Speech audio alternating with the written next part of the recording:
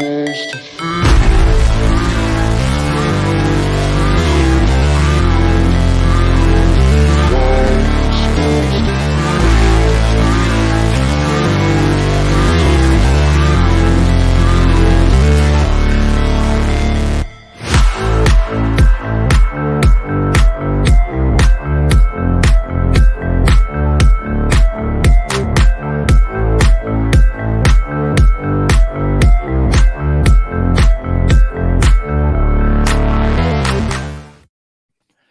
yo, yo, welcome to NS9LIVE, part of Pittsburgh Baseball Now.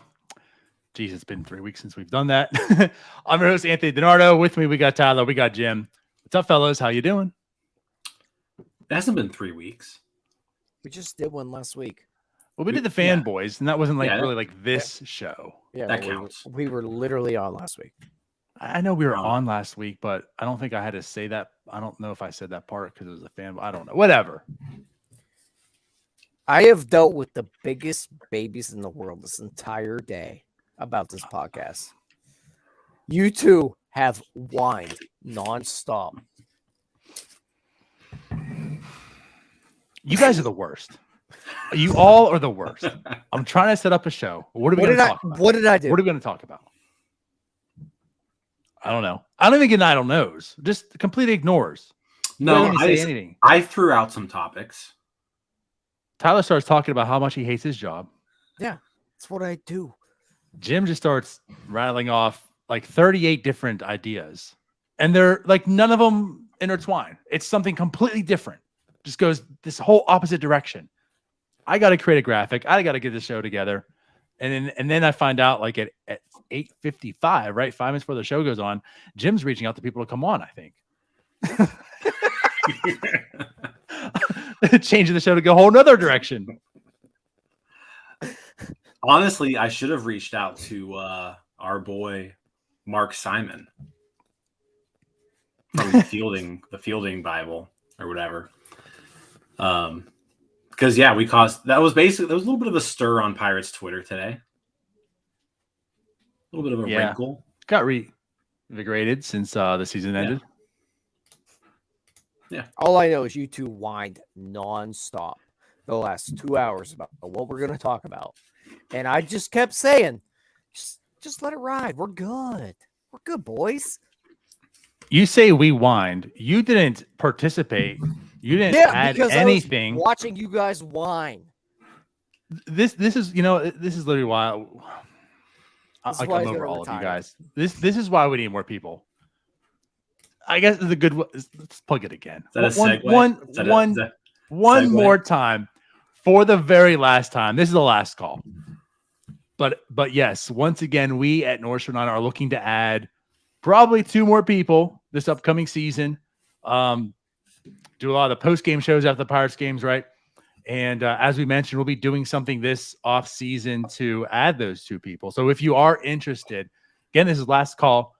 Reach out to us, DM myself, DM Tyler, DM Jim, whomever it is. You can email us. You can, however you want to reach us at. Go ahead and reach us if you have interest, because I'm so sick and tired of Tyler and Jim. I didn't do anything. We need new blood. All I did today was work my butt off. Just sit there and prepare for our little show tonight.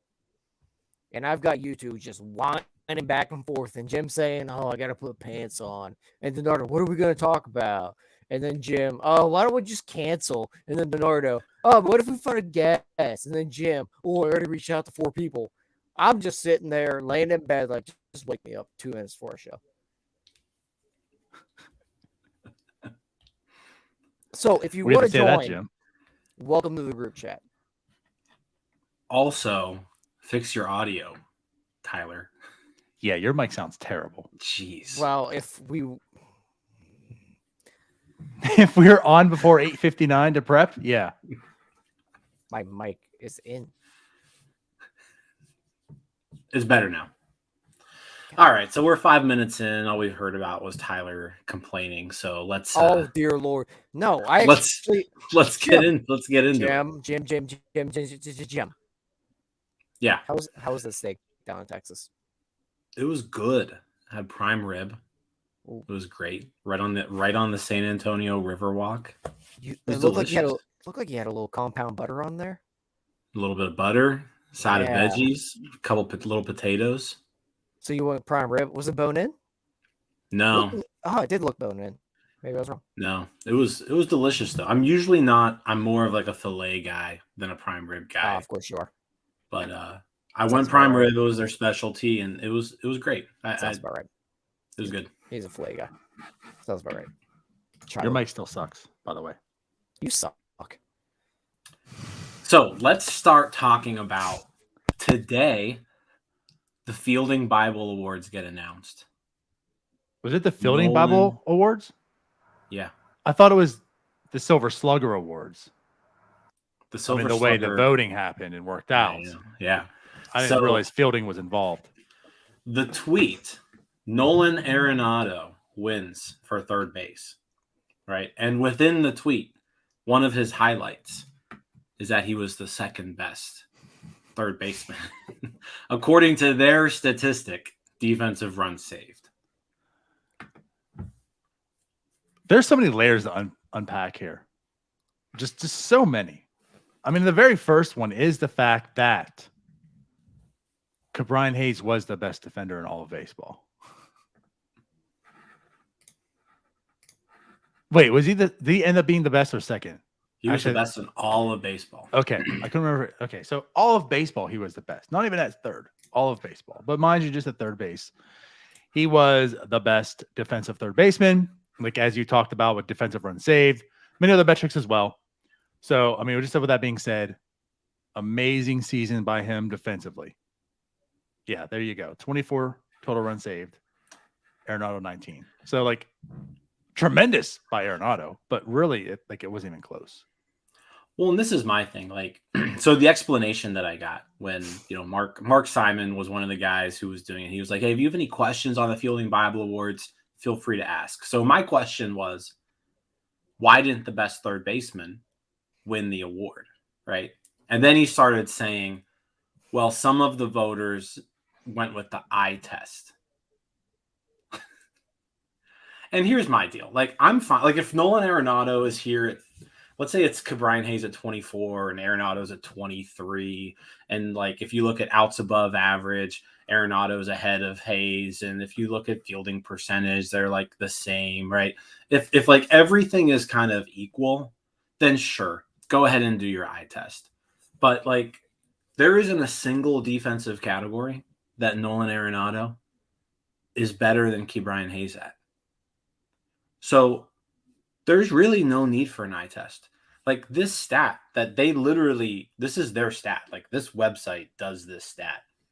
And Brian Hayes is the best defender by a landslide. It's not even close. Yeah, to firstly say that Jim really ruined his argument by having a grammatical error in responding to Mark Simon there. He doesn't know the correct your, and your. Thanks for pointing that out. What a dummy. But regardless, everything you guys say is right. Like it's the same thing as a Gold Glove. It's all going to be based on the bat. Brian Hayes is never going to get defensive recognition outside of just the whispers of that guy's really good at third base until he's able to hit like an average major leaguer. And until then, as I think everyone knows, these awards are pretty useless. But what's wild is I don't know what this award is. Like, so what's wild is like this award is invented by sabermetricians who were sick and tired of the Gold Glove Award being subjective and given to people who couldn't field and could hit. Like they created this award because of those things that you just said, Tyler. And guess what? Brian Hayes won this award last year. Like last year, he won this award. And then this year, he actually plays a full season and he beats Arenado by a ton. And he finishes second to him. So it's just one of those deals where, like, I mean, this isn't a big deal. This is like a made up award. There's no hardware. Like, none of this really matters. But like when you're a Pirates fan and it's October 27th, this is like all you have to look forward to is like, hey, we've got this one really good defensive third baseman, and yeah, I want to see him win an award, get the recognition he deserves. So it's a little frustrating. I mean, it is funny. Obviously, I know very little about this award, whatever the fielding Bible is. I don't really care. But the fact that you just mentioned that it's an award done by sabermetricians to eliminate the eye test, and then they point out the eye test on why they gave it to this guy. That's where we are with sabermetrics at this point. But and like that's literally where I'm at. If I expect for the Gold Glove, Arenado to win it for all the reasons that we've talked about. The thing about this award, and yes, Jim, I also go with you. Like a lot of what I'm saying on Twitter is kind of fake outrage because I actually really don't care that much. It is what it is, and this is a fake award of the fake awards, right? It's just something to get fired up for, and I guess it's not so much that like I care that Brian Hayes was, this was stolen from him. It's not so much that, it's just you guys are idiots. Like this, the way you came to your conclusion is dumb. And that's what it is. It's not so much that like, oh my God, I can't believe Brian Hayes and I'm outraged because Brian Hayes needed to win this. It's just, you guys are dum-dums. Like literally what you're saying, when you go to their Twitter bio, providing accurate and trusted analytics to MLB teams, media, and fans. Their tagline is the data you need to win. Their stat is defensive run save. And the way they came to the conclusion of who the best defenseman was throwing the stats and analytics and data out the window and saying it was the eye test. So, right. Like, so what are you doing? What's the point? How are you marketing your site when you're saying we don't trust what we're providing MLB teams, media, and fans? We're going back old school with the eye test. So Brian Hayes literally does everything that you show and prove of why you are relevant and you need to have a podcast and a site and people give you money for to then say, don't trust this shit. You should do what we were doing in 1973. Can I just say Jim had the ultimate response there after he had a grammatical error of that just tells me the Cardinals were on TV more than the Pirates. There's no chance they watch Brian Hayes play third base. Zero. No, they definitely saw more. They definitely saw more Arenado plays than Hayes plays. Because if that's your excuse is the eye test, there was absolutely nothing that Brian Hayes did this year to not prove with an eye test that he also deserved this. But anyways, yeah, he deserved to win it based off of what this site represents. We've given this way more time than anybody ever should, but it's worthwhile discussion just based on where we are right now. But it's just based on where we are in baseball right now. But I will say this, it created quite a stir today. For something to create a stir on Pirates Twitter on October 27th, it got as close as one can possibly do that. Yeah, especially whenever the original author couldn't correctly type out your. Right. Well, speaking of that author too, like you said, Jim, the SIS baseball group chat right now talking about these Pirates fans. That's probably what it was. Like, holy shit, these guys. Yeah. Well, they're probably this is the only thing they have to look forward to. Yeah, and I'm sure I didn't go through every tweet and all the comments, but I'm sure it was just all flow with Pirates fans. Like every other team's fans probably really care much. They don't care. They don't even know what the award is. Yeah, it's right. Look, I didn't know what the award was. 3 likes, 4 comments, 5 likes, 2 comments, and then the Arenado one, 5,000 retweets or quote tweets, 8,000 comments. Yeah. I didn't know what the award was, and even I jumped in the mix, and then I took over it, so I kind of created a stir there. So yeah, but you're welcome. Yeah, Brian Hayes won the award last year. Like he won it last year, and now last year he beat out Arenado by 15 defensive run save. Like it was Not even close. So maybe that's just what he needs to do. If he wants to win the award, he has to just remove all doubt.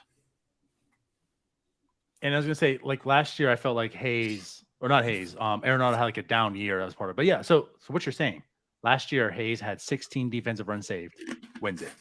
This year he had 24, does not. I'm gonna go to Arenado right now. As you guys keep talking, because we can wrap this up. Well, to be fair, Jim brought up one more good point. Last one I'll credit him for. I don't know what the hell that Moses fellow was looking at. Moses. Yeah, that's true. What was Moses thinking?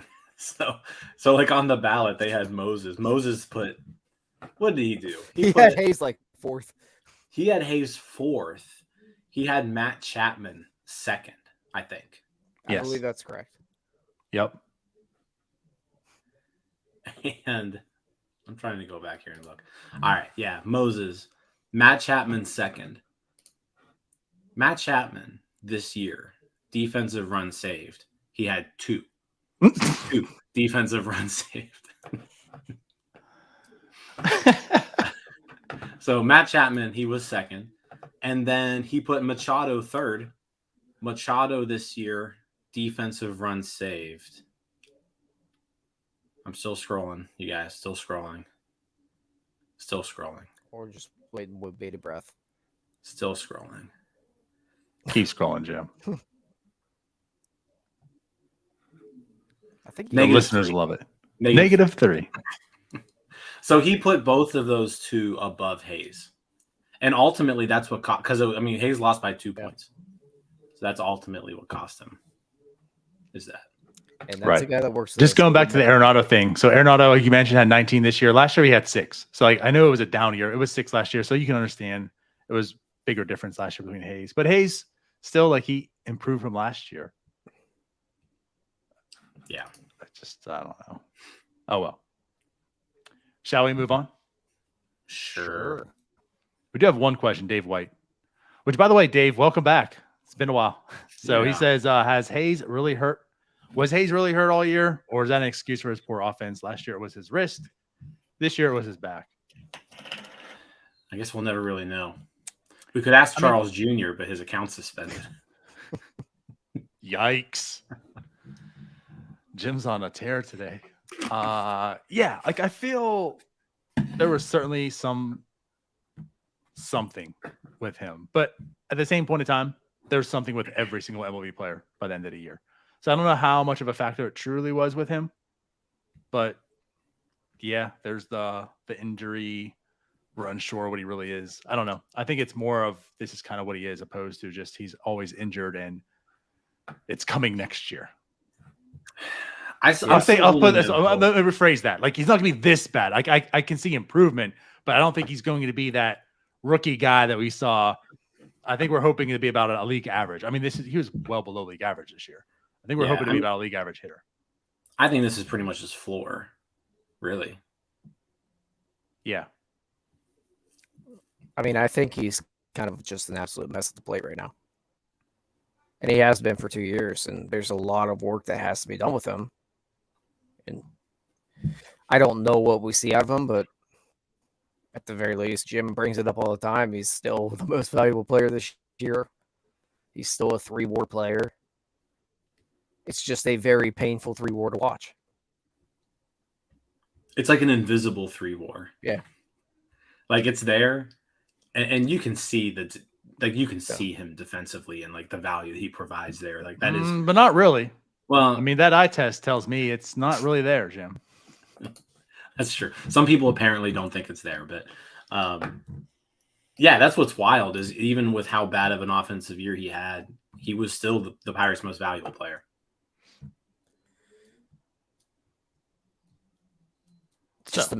Just imagine if he gets better at the plate.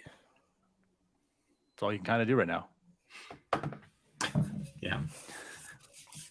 Imagine 2020, but over the course of a whole year. Or, I mean, it's not even that. It's imagine him on a decent team where he's not relied on to be so proficient at the plate. That too. Like if Brian Hayes is your number 8 hitter, yeah, then he's great. You live with that every day. Oh, absolutely. Yeah, that's a good team. Hell, even like 6 or 7.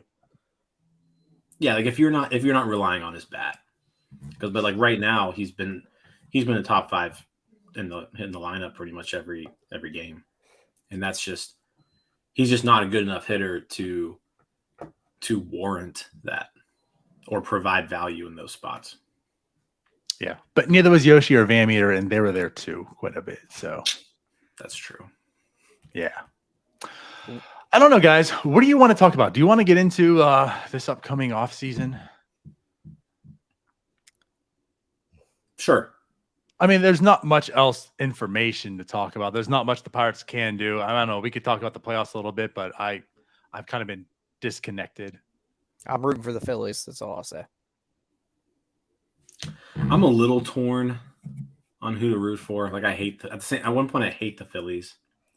I know why Tyler is. Yeah. And I kind of like that, like a lot of people hate the Astros. So it's one of those, like, I'll root for the Astros just because a lot of people hate them type of deal. So I don't know. I do like this, though. And this is for NS9 bets. Justin Verlander plus 1,000 to win World Series MVP. It's a good bet. He's got the game 1 start, probably get game 4. And if there's a 7, he probably gets that. Yeah. I could definitely see him going like with the Bumgarner role, where they're just going to throw the hell out of him here. So if you're looking for an NS9 bet, that's it right there. But I'm rooting for the Phillies. Outside of rooting interests, I mean, who do you think is going to take it though? It's hard to go against the Astros at this point. I mean, they haven't lost a game yet in the postseason. They just rolled through the Yankees, just crushed them. The Mariners put up a fight, right? But lost every game. So it's tough. It's tough to go against them right now. The Phillies are hot, and when you have Nola and Wheeler like going, and Ranger Suarez now too, where like if those 3 are on, then they got a shot. But it's tough for me to pick against the Astros right now. I guess that's kind of where I feel. The Phillies got that underdog. We have nothing to lose, and they're hot. And Bryce Harper is playing out of his mind right now too. But yeah, like the Astros are just so good. They're so complete, and that's part of it too. Like the Astros, they just keep churning, man. Like this window, you thought that was almost closing because they lost Cole and Morton's got like all the pitching they acquired. It's just still there. Well, like you talk about the Pirates, right? And you talk about Ke'Bryan Hayes, right? I mean, he had 3 WAR. The Astros had 5 players in their lineup with 3 WAR or higher. 6 if you go down to 2, right? Pitching wise, Justin Verlander was back to his normal self. Framber Valdez is really good all of a sudden. Christian Javier, another pretty good starting pitcher. So they're deep. They're built for the playoffs. They're built for they're just a good team. For sure. And as Anthony says too, Alvarez the best player in the series. I mean, listen. We all know my love for Soto. I'll take no Soto slander. He's the best player in MLB. But I do understand Alvarez is out of his mind right now. And there's been the talks of is Alvarez basically Juan Soto or better? And I get that. This dude's amazing. Yeah, he had a really, really good year. He's kept it up throughout the playoffs. He's been really good. Like and the then most even underrated player in baseball. Well, I don't even think that, because like you look at like Altuve too, and Altuve, I feel like everyone knows who Altuve is and they know he's good, but like Jose Altuve had an incredible season. Like this is probably his best season of his career without looking. Second best, third best. But it's his best offensive. Which speaks more to him. I mean, he's having an amazing season, and it's his third best. It's his best offensive season of his career. And then he actually has struggled so far in the postseason. So, if he wakes up, then watch out. But I mean, is it just the fact that he is, or kind of what you're alluding to earlier too, is the Astros effect? Because he's an Astro, he's just not going to get the love because everyone wants to hate him. Well, I think Altuve and Bregman kind of have that both. They I'm were talking both, about Alvarez though. I think Alvarez is different. I think Altuve and Bregman kind of still have that stigma, like the trash can stigma attached to him, whereas Jordan was after that. And same with like Kyle Tucker was after that. Jeremy Pena, obviously a rookie.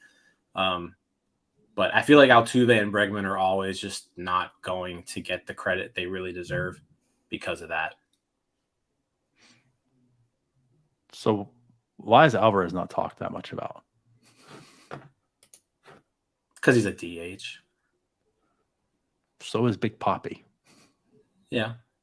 I think Jordan gets talked about quite a bit. I don't know. Okay. I think he does. All right. What do you think, Tyler? Go Phillies. All right. You guys just said a lot about a lot of things that I don't care about, like the Astros. There you go. All right. Man of the words. But the Phillies also really solid squad. No, I love Bryce Harper. Yeah, I like Bryce Harper too. I've always liked Bryce Harper. I love Bryce Harper. I'm rooting for the Phillies here. The Astros I just don't like them. It is what it is. I want to be like Jim and be able to root for them because they're that hated team right now, but I just can't. They took too many Pirates have succeeded there in Charlie Morton and Garrett Cole. That's all I needed. It's like the Yankees right now. I don't want to watch Jameson Taillon or Garrett Cole do well. I'm sorry. I don't care if they're good guys. I don't care. Okay. I want other people to be miserable like me. Yeah, I'm just in it. Like I got the just the MLB hat on. I just want both teams to have Rob fun. Lowe action. It's one of those. Yeah, I mean, it really is one of those. I don't have like a rooting interest. I don't have a team that I favor. And I'm not like I hate the Astros at all cost thing either. It is what it is. Whatever. I think it's gonna be a fun series though.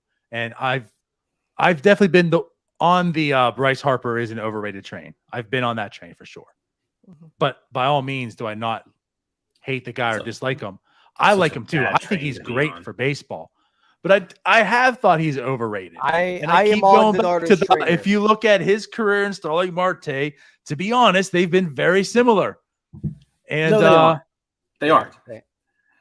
But he has definitely turned on a notch. I mean, last year, this year, well, I should say really second half of last year. And then this year, he's I feel he's getting more equally rated now. Yeah, I think the Bryce Harper overrated / I still like him train. Like those things are not mutually exclusive. I can like him and still think he's slightly overrated. And that's where I've been. But I'm on the train now where, you know what, he's living up to it now. It took a little bit of time. And he's still 19 years old. Do you know what the most, if you go, you know how Baseball Reference has most similar, hitters? Yep. Do you know who Bryce Harper's most similar is up to this point of his career? Who? Guess. Starling Marte. Barry Bonds. I was gonna guess Barry Bonds. Jeez. Granted, that's because don't give me this. Don't give me this overrated stuff. Like he's up to this point of his career, he's been Barry Bonds. No, Barry Bonds came up at 22. Bryce Harper's up at 19, so he's got an extra 4 years.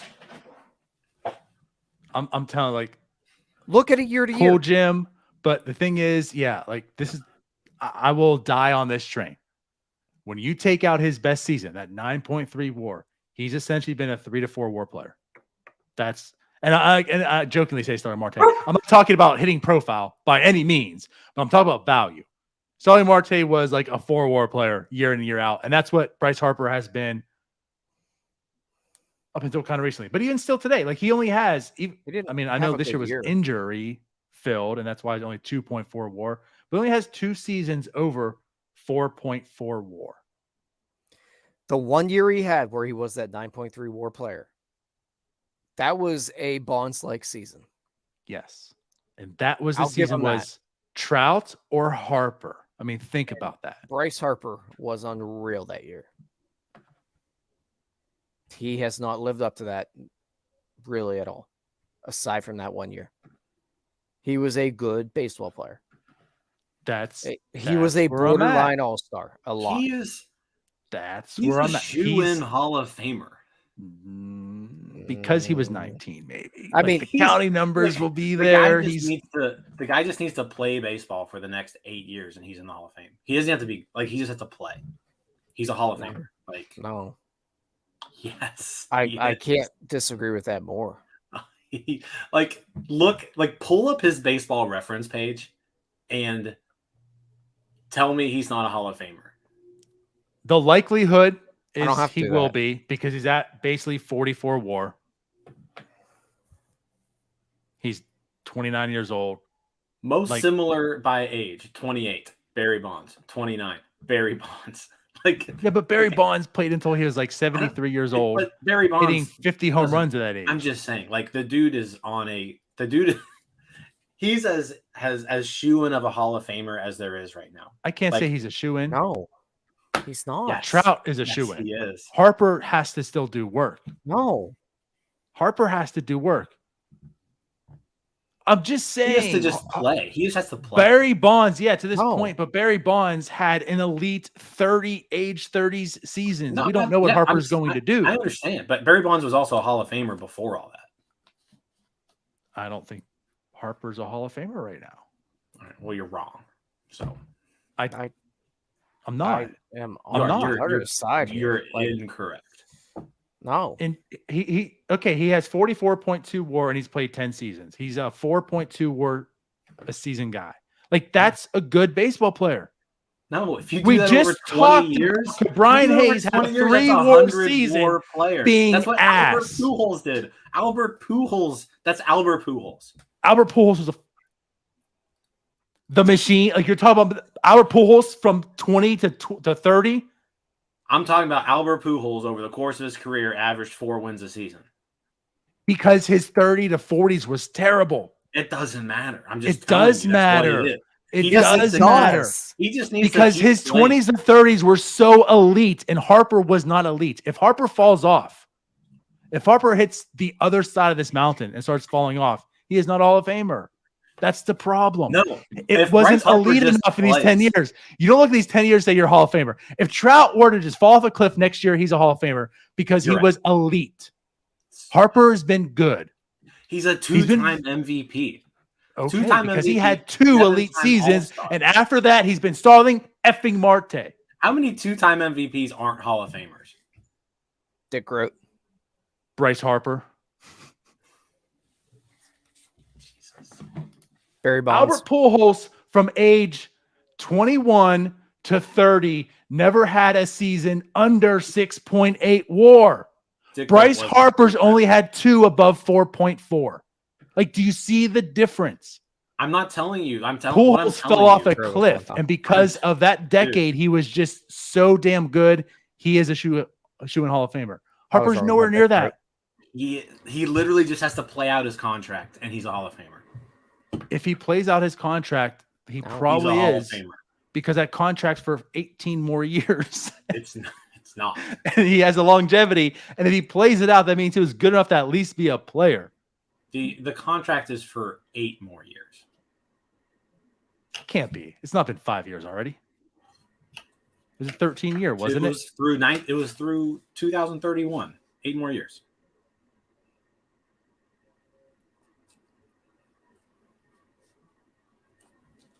The math is math in there, Donardo.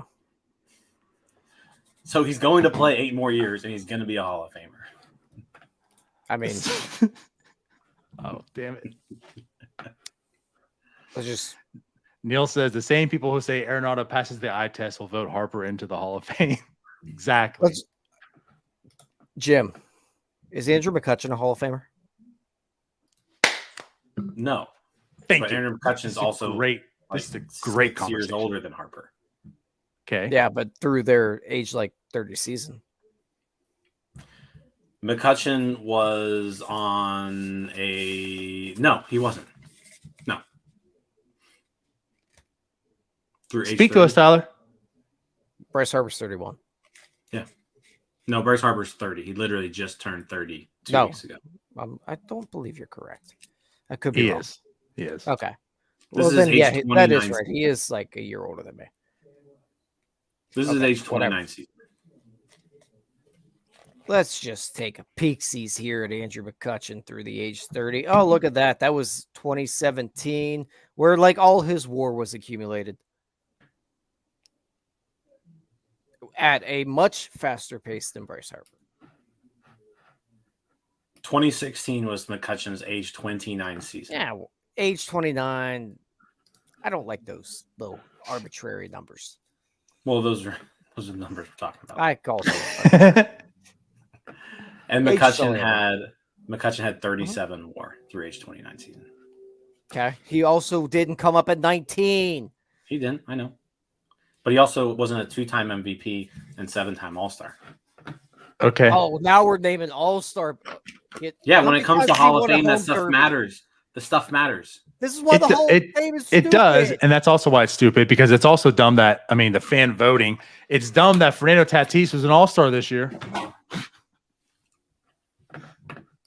See, over here, Anthony knows ball right here. Is Anthony Manny knows Machado a Hall of Famer? And Manny Machado is a Hall of Famer. Yeah. He is. Manny Machado just needs to play out his contract. He's in the Hall of Fame. All right. Jim's Hall of Fame is just put everyone in. Manny As Machado long, is yeah, one of the best you just third basemen as of long all as you time. participate till you're like 38 years old, you get in the Hall of Fame. Yeah.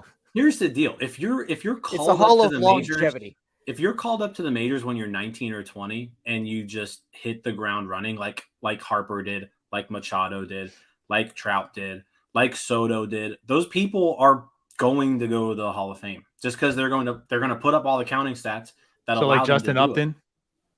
it. Justin Upton. Oh no, I'm sorry. What's that, Jim? He kind of hit the Justin ground Upton fell off running. a cliff. I don't know. Justin Upton but- fell off a cliff. oh, so that happens. It does. Justin Upton fell off a cliff though. I mean, like, if he at just, age Justin 26. Upton's going to be a Hall of Famer. He fell off a cliff at age 26. And Justin Upton never had a season anywhere near like what Harper puts up. I don't know. He Yeah. was 19 and hit the ground running. He had a 62 OPS at age 19, 107, 62 OPS plus, and age 20 at 107. So he never hit the ground running like Harper. You have a bad argument. I mean, do you want to? I'll give you whatever odds you want. I'll make a bet with you right now. Bryce Harper's Hall of Famer. Like, I He'll get in because can't. he's Bryce Harper. No he'll matter get in what he because does. he's been Barry Bonds up to this point. Great. But what is he going to be in the next decade? Because that solidified. And again, No, he's He not. just been needs to Barry be Bonds a up to this guy. date. He just needs to be a guy. Well, over the Barry next Bonds decade. is in the Hall of Fame, so Actually, yeah, good point. So he's not a Hall of Famer. lawyered. I'm done with it. Does anybody want to join this podcast? Barry Bonds. Barry Bonds put up like 2 10 seasons before he was 30. 3, 9.9, 9.6, Yeah. 10.5 at age 28. Like, They're not once on the again, same there's no planet. comparison. Well, There's literally no Baseball comparison. Reference actually says there is. So they Well, know Baseball more about Reference is baseball. also dumb. They must get their Yeah. stuff from SIS. Use Fangraphs, you nerd. It's Fangraphs just, it's doesn't do not those. close. Barry Bonds and if I'm listen, if Barry Bonds listening to this podcast, which he probably is, he's disgraced right now. He should come through the screen and punch you right in the face, Jim, for even comparing Bryce Harper to Barry Bonds at this point. Okay. When Bryce Harper is I being mean, inducted Bonds into the Hall has of Fame, more WAR at age 25 to 29 than when Harper Bryce has his Harper's career. a first ballot Hall of Famer, I'm going to make sure I let you guys remember this conversation. Tyler will be dead by then, and we're probably not going to be friends. So I don't care. And I'm not saying he's not going to be. I am not saying that he will not be a Hall of Famer, and that's not the mountain That's what you're I'm saying. standing on. But what I'm saying is I am not giving that him right now. You say he is going to be, and I am not. I He would does not say deserve that type of credit right now to say obviously, he is in. if we're talking about people age 30, let's say age 30 and younger, who, if I had to make a bet, like who's going to be a Hall of Famer, less than age 30, Bryce Harper's number one. Bryce Harper's number one. Juan Soto's number two.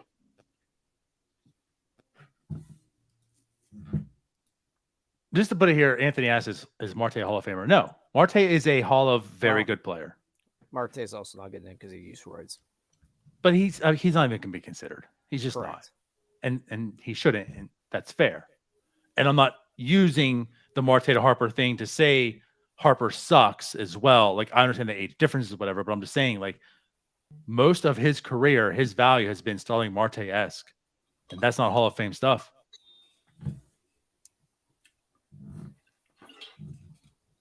No, Connor, we are not friends now. You're basically making like the Vinny Pirates bullpen argument, but opposite. No. Like if you take away Manny Banuelos's 4 worst relief appearances, he's actually a good pitcher. Taking it away. You're taking away Harper. No, you said outside Harper's. That's 2 what MVP I'm getting seasons, at. he's basically Barry Starling Bonds Marte. consistently did that year in and year out. Albert Pujols did that year in and year out. Because Harper did it twice, I'm not going to compare him to 2 GOATs. Harper still has to produce over the next decade to get there. Pujols had it locked up. Trout had it locked up. Bonds had it locked up. And the reason I had it locked up is because they did what Harper did once for 8 years of that decade. And the other part, I think, is that we're saying Harper did it twice. Harper did it once. He had another very good year. Which came last year, and where he wasn't even an all-star because it all came in the second half. Like, Albert Pujols and Barry Bonds did that in their sleep. Like a 6.6 WAR, they did that in their sleep. Thank you. That's all it is. Harper's been a very good player, but this is why I say he's overrated, because people like Jim that are saying he's already a Hall of Famer. Yeah. For what? For being a very good player. For winning 2 MVPs before he turns 29. Great. Yeah, and that's probably the last one to win because he's 30 and it's over. Turn the lights off. He doesn't maybe have he just to wasn't win selfish. That's the thing. He doesn't have to win anymore. Maybe if he wasn't just selfish and like, Famer. Kept all his production in 1 year, right? And like helped out the team every single year.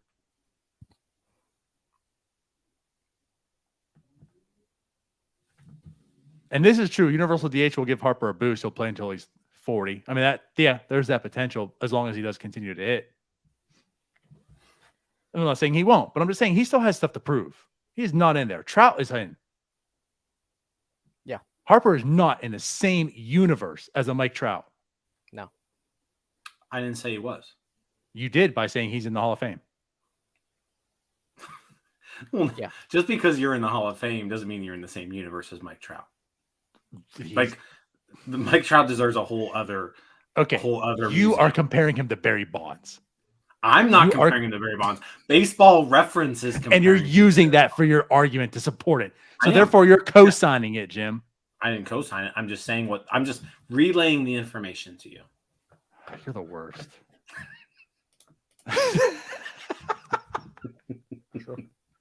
It says I might never watch baseball again after tonight.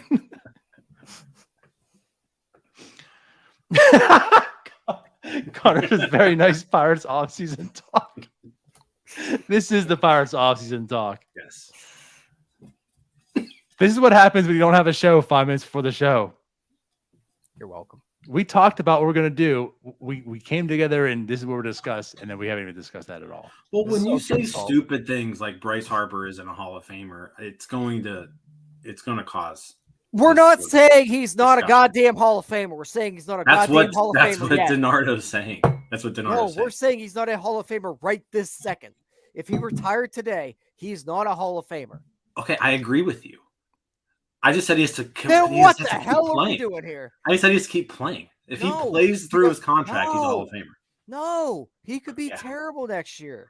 No, he just has to play.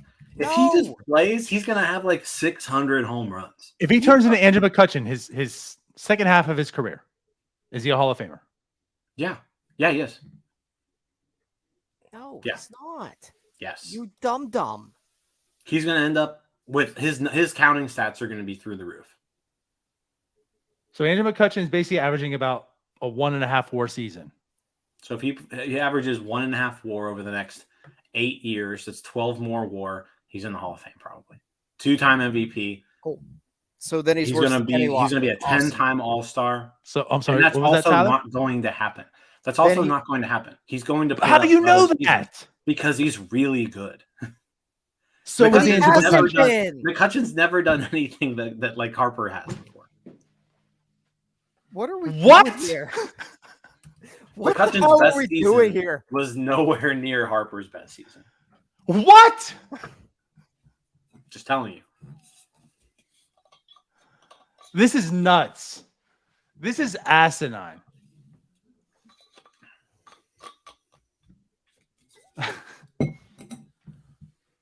All right, whatever. What are we doing? Let's move on. I don't know. Let's move on.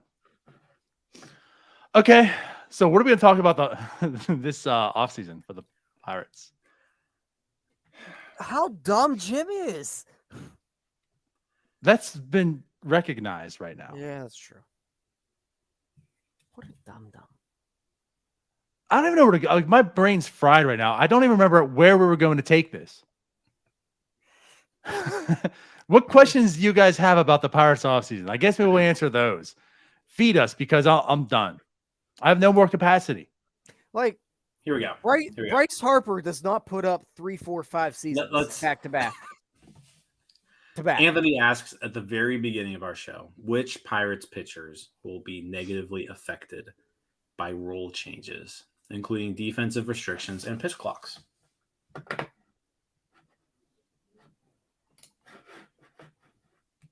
My answer, all of them. I think all of the pitchers will be negative. I mean, like, what? That's a half-assed. Well, no. That's something I would expect from Brian. Like, there's no effort into that at all. No, but for real, the new rule changes, I think, will help offenses. And there's a couple of reasons for that. One, obviously, the shifting. The lack of shifting will allow more balls in play to become hits. So that's one. Number two, pitch clock means less time to recover between pitches, which means you probably lose a little bit of velocity, which also will then mean more hard contact against you. So I think it will negatively impact all pitching as a whole.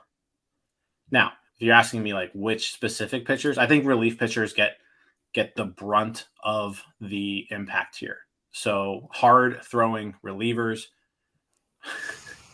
are probably your most impacted players by these rule changes, I think. So luckily for the Pirates, they don't really have any like 100, 101, 102 mile an hour pitchers out there that other than Junior Fernandez, right? And who gives a shit, right?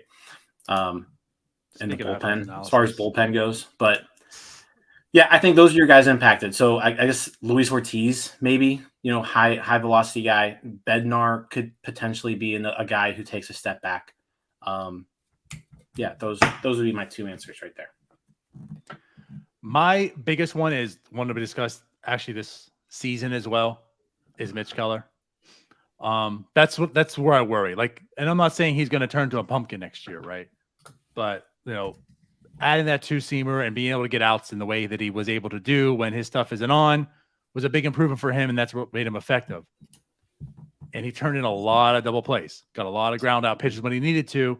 And what happens when those don't happen this upcoming season? And again, this isn't to say that he's going to turn into like a 6 ERA pitcher again, but I could certainly see him taking a step back. However, with that said, these rule changes affect everyone, like Jim says. So it doesn't mean like he's going to just become like he might take a step back, but so does the league, and that gap's not going to be tremendous. You know what I mean? In that sense, like he still could be a very good pitcher next year, but I could see it probably affecting him the most. Keller's ground ball rate went up about 9% this year. I feel like he got, I don't know what the numbers are, but I feel like he got a lot luckier on double play balls.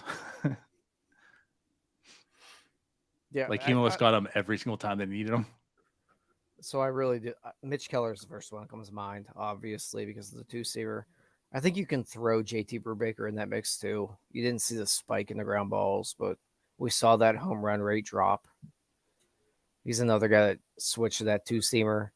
The other thing I'm going to be interested just in general to watch is going to be O'Neal Cruz, the shortstop, playing the true like old school shortstop position, not being positioned differently.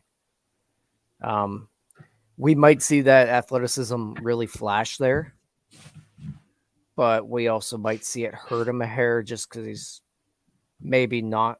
We might see a spike in errors there because there's going to be a lot more ground to cover that he's probably not used to because the shift's been around pretty much since he was in the minors. So he's used to playing, right behind second base, moving the other side of the diamond. So I'm just more interested in watching that. I don't know what it's going to do to him. It could be good for him.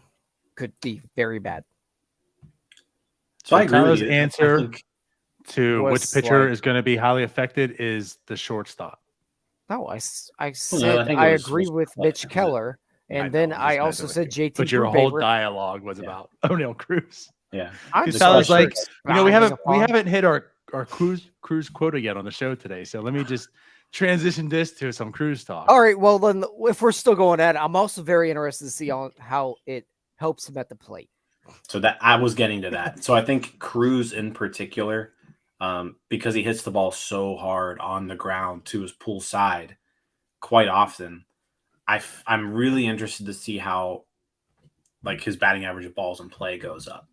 Because like all those ground balls where there was a second baseman playing shallow right field, right? Those are singles now, whereas before they were 4-3 ground outs. And I'm also curious on like high contact guys. Like I said it before, this is why I think you keep somebody like Kevin Newman, because like I want 1 year of like a sample size to just like see like what could Kevin Newman be if there's no shifting. I just want to bring this up too. Anthony says, I think not standing on outfield grass has more impact than two guys on either side. Going to your cruising as well. I think obviously not having two guys, but the grass thing. I mean, that ball's screaming down wherever it's being hit. And the closer you are O'Neal Cruz, the harder it is to get to the ball as well. So yeah, I think that's gonna be impacting him as well. So yeah, on the hitting side as well, I'm very optimistic about O'Neal Cruz next year. I am too. And to Anthony's point there, like he brings up, you need a rangier right fielder, but I feel like you also need a rangier second baseman. Like in the last decade or so, I feel like teams have kind of used second base as a spot to put, maybe slower guys who can hit a little bit more. And now those guys are going to have a lot more ground to cover, because before you could just move them 15 feet into right field, right? And that created range for them, right? So speaking of slower guys, the second base, right? Yeah, right. So like I think having somebody like Castro at second base, I think is going to be a big plus as to having somebody like Neil Walker, right? Like Neil Walker wouldn't be able to thrive as much in a no shifting environment, as opposed to somebody like Castro. And if we're talking about all rule changes and we're just throwing pitchers out the window, everyone, again, going to O'Neal Cruz with the bigger bags, the stolen bases. I mean, we know stolen bases are going to definitely go up next year. Like the potential of what Cruz can do on the bags as well. Well, I think the biggest thing with the base paths is the pickoff rules, right? So, being able to only throw over twice. If you throw over a third time and you don't get him out, it's a balk. That takes away a lot of your ability as a pitcher to hold runners on. So, yeah, I could see, like I said, not only the bigger bases, but, being able to lose that ability to just throw over 4 times. You can't do that anymore. Really, you got one shot. Yeah. Because you're not going to want to screw up that second one. I mean, if you throw over the second time, he's gone. That's what I'm saying. Like you can't screw it up, because if he's still safe, well, yep. I'm getting a giant lead. Yes. I'm just walking to second base. Yeah. So as much as I hate the rule changes, I'm kind of excited, I guess, just to see what it does. We did see the minor league numbers really drop on game length, and that 20 minutes a game is a big deal. Like that's like a couple hours of your week. Oh, we know. Yeah, right. No, but I mean, I've attended a few minor league games over the past couple of years, and it's noticeable. Like, it's noticeable how much quicker the game's going. I used to be so against it too. Yeah, but now I'm just getting old and curmudgeon, and I just want the game to end quicker. Well, it's because you're watching Pirates baseball. True. Yeah. But soon enough, that might be exciting to watch. You'll be, one of those 20 minutes to see. Well, we'll see. And if we get it to a post-game show 20 minutes quicker. Which means we get the shell 20 minutes sooner. Or Call of Duty, which I will be playing tomorrow. Not Jim. Not Jim. I might get Call of Duty. I might get that. I might get it. I will be on. Did it come out today? I believe tomorrow, 28th. Okay. So in 2 hours. Or midnight. Yeah, I'll be sleeping. So if there's any more questions, we'll take those. But yeah, I don't know, man. We're almost at an hour. We're almost at an hour, and we came into this with nothing to talk about. Bryce Harper lies. We'll do that. We all know zero. That's why we need 2 more people. That's absolutely correct. We need 2 more people because doing a post-game show 162 times is just mentally defeating. And we didn't even do it 162 times. We started it in June, I think, right? Yeah. So we only had like 2/3 of the season this year. It was a grind. Yeah, well, I mean, we talked about them 120 times this year after every game. So we have something from Neil. So Neil says more major league innings in 2023. Mike Burrows, Quinn Priester, Heath Hembree. Well, not the last one. Technically, he was finished with the Dodgers, but I don't think there's going to be a reunion between him and the Pirates this upcoming year. So I guess it comes down to Priester or Burrows. Well, Hembree could pitch for another team. I'm saying I don't. True. Oh, so it's not technically. Oh, okay. So not with the Pirates in general, just who has more major league innings. Okay. More major league innings. I would lean Burrows there. I would lean Priester. I'm now going to lean Hembree. No, I do think it'll be Burrows, though. I think he gets the first shot there because he's not the prize prospect. So he's probably the first one up.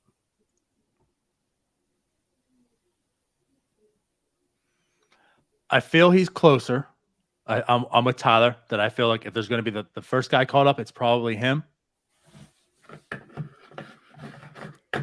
I just don't know how they're both going to be used because as we talked about with this rotation heading into this season, you have JT, you got Mitch, there's Rowansy.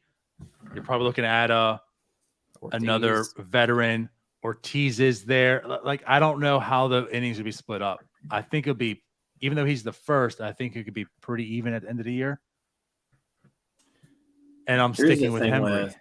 The one thing with Burrows you got to kind of keep in mind is like, yeah, he had more time in AAA, but he didn't really look good either.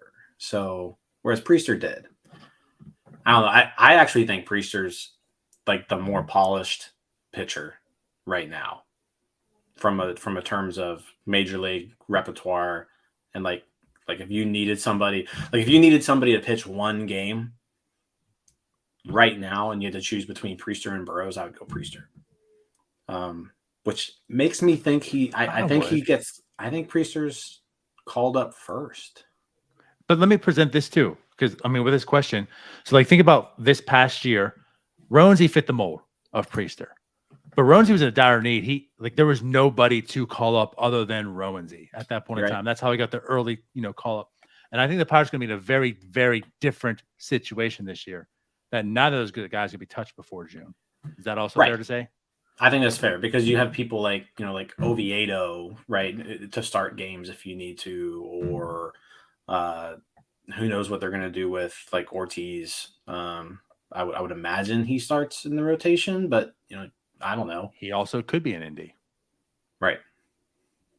So I don't know. I think Priester has a better chance of coming up in June and sticking in the rotation the entire year. That might be a fair way to look at it. Yeah, you could be right there, Jim, with him coming up there in June after the Super 2, which will be stupid again. And I'm sure we'll discuss it nonstop about how he shouldn't wait till June. But yeah, he could be the first arm up if everything goes well with him in AAA. Burroughs could be a guy that's up for a game, then down, then up for a game, then down.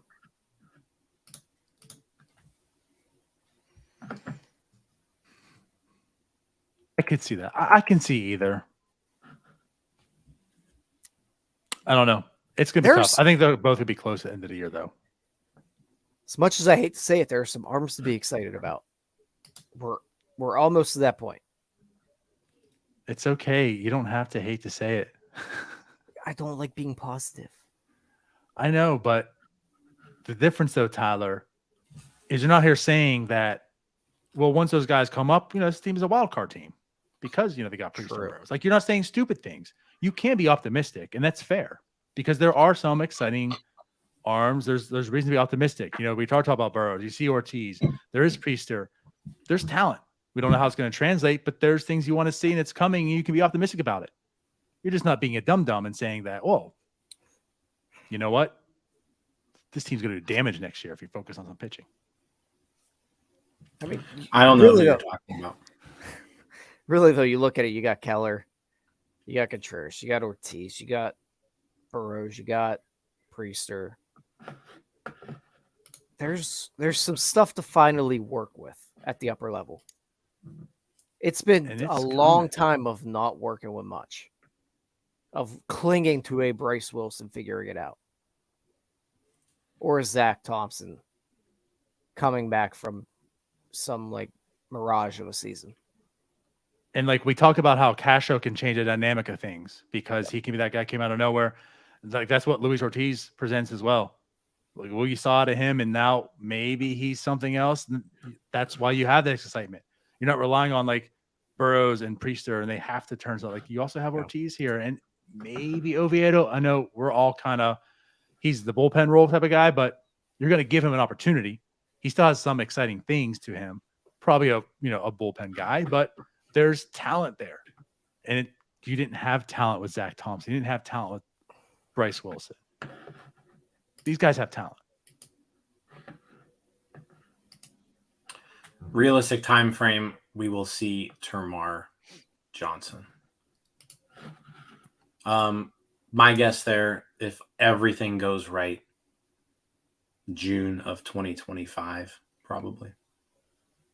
If everything goes right. Yeah. Let me ask you this. Who's going to be the GM that calls him up? Let's add another wrinkle to that question. It'll be Ben Cherington. Okay. I don't know.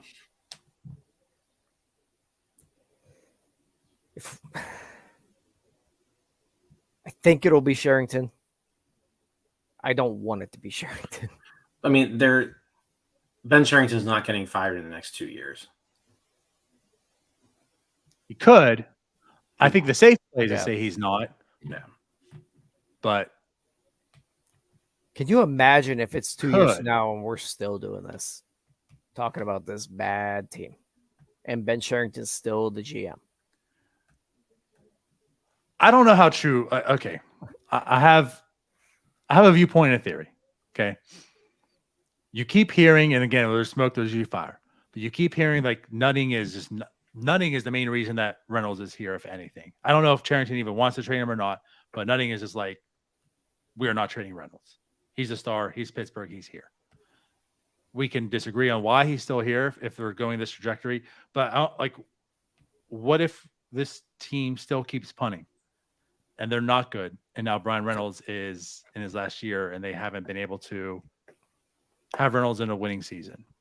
Does Nutting at that point in time just get upset and you can Charrington? And things have to go wrong. I know we are down on the rebuild, but it's not as if it's a total disaster and you just see like nothing's going to come from this. Like they'll be good enough in 2 years regardless. I feel they will be better how than they good are enough now will they be at that point in time with Brian Reynolds still on the team and Nutting just says this was a whole disaster and says you're gone. I think my thing though is like, if the team shows any sort of improvement though in the next 2 years, Charrington will still be here. Now, if the next 2 years we're still looking at back-to-back 100-loss teams, then maybe there's a chance. But I don't even see that as being 2 years from now, you're a 90-loss team. I think 2 years from now, you're a 90-loss team. You're like, we're making progress. And Reynolds isn't Nutting things. And Reynolds isn't signed to an extension. Team's getting better. If they're a 90-loss team in 2 years, I might go ape shit. But I think that's where it's at. Like I feel like if they are a 90-loss team in 2 years and Reynolds doesn't sign an extension and he's just still there wasting away, I think that is that point. I know people don't come at me saying, the Nutting apologist or whatever. And listen, he doesn't talk at all, but he did talk a little bit at the last regime. And I don't know how true it is, but he made it a point to say he's tired of seeing all these guys go elsewhere and succeed. Like he's tired of seeing this stuff. And again, hearing that he's kind of heading like, I want Brian Reynolds to be here, probably doesn't want to see Brian Reynolds go anywhere else. And I just kind of feel like if this team isn't, he might have that fire in him to finally do something where he didn't have I think a lot of us were surprised that Neil Huntington even was fired. It was his time to go. Like, but just keep it going. It was like pulling teeth getting him fired, though. Yeah. I would be very surprised if in 2025, if Ben Charrington's not the GM. I think if they're still a 90-loss team after 2024, it's very possible he's gone. That's kind of where I'm at. And I do think it's going to be hard to be a 90-loss team at the end of that season, even with the way this rebuild's going and such. But if they are, I just feel like this has been a failure. Like this has been a failure. And I need someone who's not going to be a failure. Especially if they're not showing like any signs of life. It's not a collapse like 2012, which probably saved Neil Huntington his job, or they at least showed something. If it's just a 90-loss team that slightly got better and all these prospects are not panning out, but they're just slightly better than what they have, I think it's very possible he's gone. 90-loss teams come in many different ways. That's fair. You can be a 90-loss team, and like the Giants, I can't remember if they were 90-loss at the point, but I mean, they underperformed very, very badly.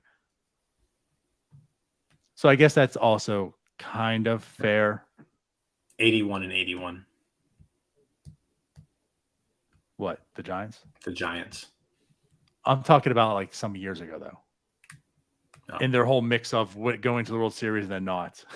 Yeah. Gotcha. There was 1 year I felt like they really, really underperformed. It might be 3 or 4 years ago. I mean, it could be a smart owner would probably fire Charrington and hire someone that wants to go sell off prospects to go for a win. All right, you accumulated them. Get the hell out of here. Let me bring in someone that's going to take us to the finish line. Like Dombrowski? I mean, could you imagine if maybe Charrington got fired and replaced with Dombrowski again? And Dombrowski just makes like 2 or 3 moves and boom, the Pirates win the World Series. Flags fly forever. Oh, that would be funny. That would be funny. And I agree with Anthony. Andy Rodriguez is already deserving of the Hall of Fame as well. Absolutely. Up to this point of his According career, to he's been Bryce Harper too.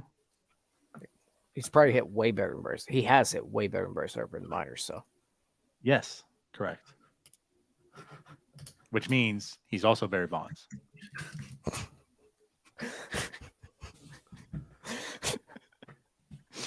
Two the most infamous hitters in baseball history. Barry Bonds from the Pirates. Barry Bonds and Andy Rodriguez. Bryce Harper. Bryce Harper had a We've talked more 941 about the 2024 offseason than we did the 2022 offseason. Bryce Harper had a 941 OPS in the minors. So not as good as Andy. Yeah. And he had This that year. whole like phase where he had to get contacts or something. I don't remember. Couldn't see the ball.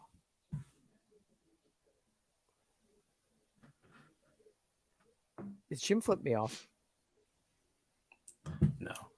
Okay. I should, though. Phil says this organization will never chase free agents, so unfortunately the Pirates must build from the ground up. That is what the Pirates must do no matter who the GM is. I mean, I do agree to that to an extent. Hmm. I mean, you have to get free agents, though. They need to You have establish a supplement. core. Right. I mean, they need to have a core group of players, but you do need help from the outside. I mean, you look when the Pirates had those good years, 2013, 2014, 2015. They had Andrew McCutchen, they had Garrett Cole, they had Starling Marte, they had Jordy Mercer, on those teams was part of those, but they also had Russell Martin and Cervelli and Burnett and Liriano Volquez. They had a lot of guys come in. The entire bullpen that they had to supplement those core guys with. And without those outside free agents, they would not have been as good as they were. So it takes a little bit of both. Like they've got to hit on free agents when they go that route, but they also need to develop some homegrown talent for sure. And that's the thing we keep talking and going back to too, is like they hit well on the free agents. And that was a point in time where like the Pirates were praised for their scouting and analytics, being the forefront of things. They saw things. They saw what Russell Martin was when he was just an outcast for the Yankees. They saw what AJ Burnett could be when he was an outcast for the Yankees and such. Like they saw these guys at Target. They brought them in for very cheap deals. And we just don't know if the Pirates had that in them going forward as well. That entire team was not built on any of Neil Huntington's drafting. It was Garrett Cole, Pedro Alvarez. Garrett Cole, Pedro, yeah. Right. So, yeah, like a small market team like the Pirates, you're going to have to build a core this way, but you do have to supplement it because there's no way you're going to find 26 players all from internal methods and they all hit and be good, So you are going to have to supplement it. And I think that's some of the things too, like we talk about, like Andrew McCutchen was a star and we're hoping O'Neill Cruz can be and such, but like this rebuild seems to lack star quality. Like there is no Garrett Cole as far as your ace goes. Like Roansy will never be a Garrett Cole. Keller will never be a Prinster. Like none of those guys will ever be those. Like there's probably, we hope O'Neill Cruz will be, but the chances are he's probably not going to be an Andrew McCutchen. He might be a Bryce Harper, and that would be good. But he'll never be an Andrew McCutchen. No, I agree with you. It's they really don't have that star power aside from O'Neill. But we've talked about it at length about O'Neill possibly being just raw talent, the most talent in baseball. Yes. But aside from him, there's not another guy. Henry Davis is probably a good Major League Baseball player. Quinn Priester's probably a good Major League pitcher. Roansy's probably a good Major League pitcher. There's not an ace. And aside from O'Neill, which is super boomer bust, there's not another guy waiting in the wings to do that. I think like the best way to put O'Neill Cruz in NFL terms, like at the very worst of what O'Neill Cruz is and what he presents is he's number 4 picked in the NFL draft going to an Al Davis Oakland Raiders.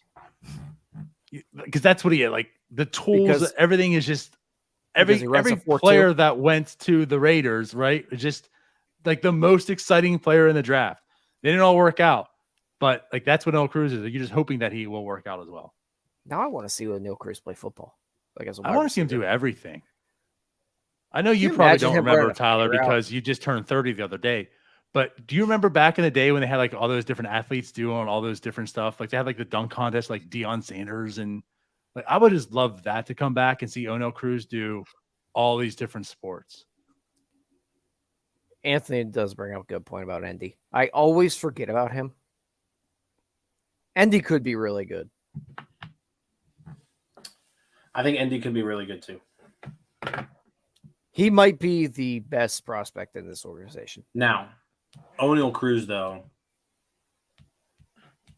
O'Neal Cruz is going to win an MVP before he leaves Pittsburgh. And that he's going to be a Hall of Famer, according to Jim. He already is. As soon as he wins one. Well, yeah, O'Neal Cruz is going to Let me look up win his MVP. baseball reference page right now. I don't know if he'll be a Hall of Famer, but O'Neal Cruz is going to put together a season that's completely ridiculous at some point in the next like 4 years. With It's what going to be team? like a 10-war season. Calling it. With what team? The The Yankees. Pirates. The Pirates. They're going to give him a Wander deal. He's going to be a Pirate for life. Jim is feeling very optimistic tonight. I do feel bad that I always forget about Endy. I don't know how I do. I just forget he exists. It's not that I forget, but I'm not ready to go there with him yet as far as like a superstar. I'm comfortable saying he could be a very good player at this point, but I'm not ready to put him like in Kutch because I mean this year was great, but like it was this year. I guess that's kind of why. He's a really good hitter. Like he can just He is flat out. I know The things he has but- done in the minors has not really been done by a Pirates minor leaguer. Yeah. I'm just not ready to go there yet. That's all. All right. It's fine. MLB pipeline over here. This org needs Cy Young winners with an S. I don't think we have with any of an those. All-Star. I don't think we have any of those in the organization, unfortunately. No. But I mean, like they didn't beforehand. I don't think they need Cy Young winners, but something of course they do lack is You guys who probably look at it do, as an though. ace. Like, here's the deal: if you want to win playoff series and you want to win a championship, you do need like a bona fide ace and like a Right. really good number two who are both up there in the conversation for Cy Youngs. why were the Pirates bounced every time? Doesn't have one of them. Well, they had one in 2015, and he was off that one game. Well, he also kind of just fell apart the back half of that season. But even But regardless, Jim, Jim says it yeah. all the time, though. Like a good team can get by with 5 Mitch Kellers. You're not winning a playoff series. Yep.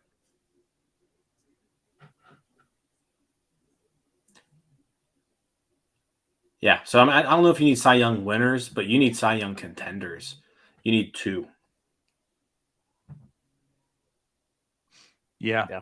I'm with it. And so Anthony asked this question on Twitter. Not really asked like a question, but like, you know, how do the Pirates emulate the Astros and such? And like, I feel like for one, the Astros were on the forefront. They saw something. I mean, it might have been cheating. They saw, but they saw something. They targeted pitchers. They acquired, like the one thing about the Astros is like, really, they didn't develop pitching. All the pitching really came from the outside for the most part. That's what got them there. Today, though, is completely different. Yeah. Outside of Verlander, who they made a shiesty ass trade for because none of those guys at the Tigers got turned into anything. But then they did, of course, re-sign him.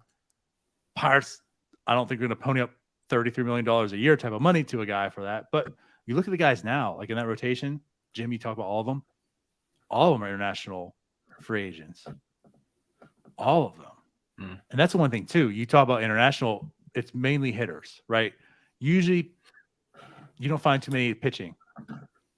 All the Astros, like for the most part, the pitching, all developed internally, all international free agency. Like, that's what they came. They developed now. And so like that's a team that's a large market and spend money. Pirates you figure aren't going to go and do that, but like they have to develop pitching. They absolutely have to. Yeah. And like I said, the Astros have that one obvious ace, right? They're Cy Young winner, right, with Verlander. And then they've got a really good number 2 in Valdez. And I feel like their number 2 kind of switches around from year to year, but they have the budget where they can kind of make that happen. Mm-hmm. Yeah, I don't know what the Pirates, in order to develop a pitching staff like the Astros, you need to have that ace, like that ace, and we just don't have that yet. Like you can call Contreras an ace all you want, but like Contreras and Verlander aren't in the same stratosphere. And I'm very comfortable saying they never will. And that's just what it is. And Roansy's a good pitcher, and you can be excited for that. But he's not that guy. He's not Justin Verlander. Justin Verlander is a walking 6'4" pitcher just by going out there every year.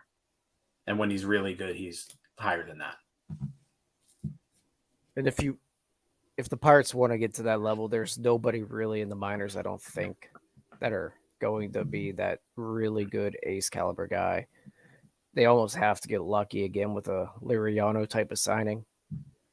Because Liriano, when he was at his best there in 2013, was lights out.